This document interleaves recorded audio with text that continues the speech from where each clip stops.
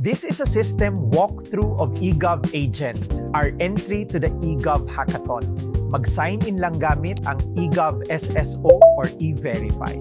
Then, chat directly with the eGov Agent. It understands your goal and kino-coordinate nito ang appropriate government agencies.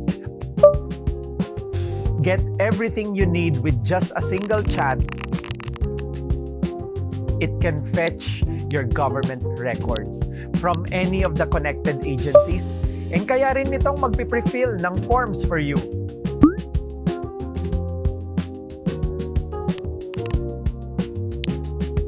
Just ask it anything or sabihin mo lang kung anong government service ang kailangan mo.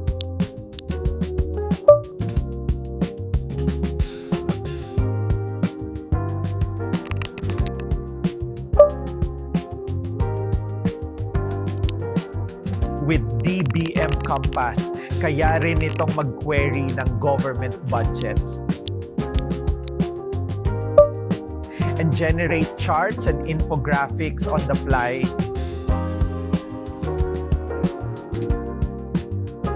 It also has quick actions, so one click lang for common follow-up steps.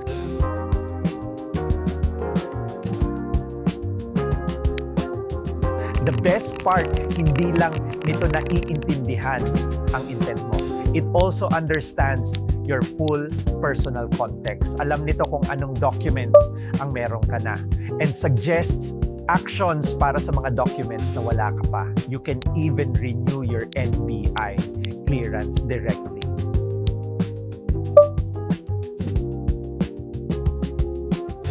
And pay via the eGovPay API.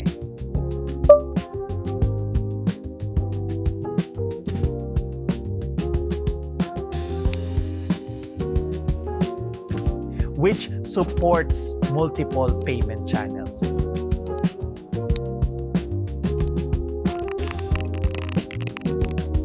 Since it knows your personal context. Alam din nito ang calendar and important schedules mo, like your appointments and your address.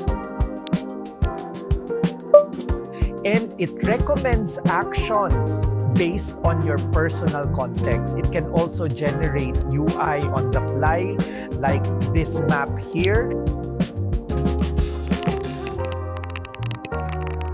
The chat also supports uploading files and documents.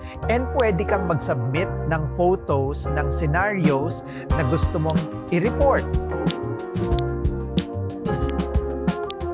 With the eReports API, it can route and prepare reports para sa appropriate government agencies. eGov Agent also has a built-in memory layer. The more you use it, the more it learns about you and your context.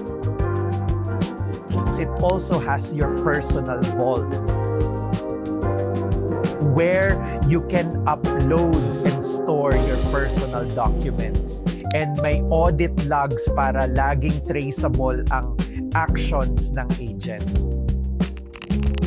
With all of that combined, it recommends everything based on what it knows about you. So you can just ask the agent and it does the rest for you.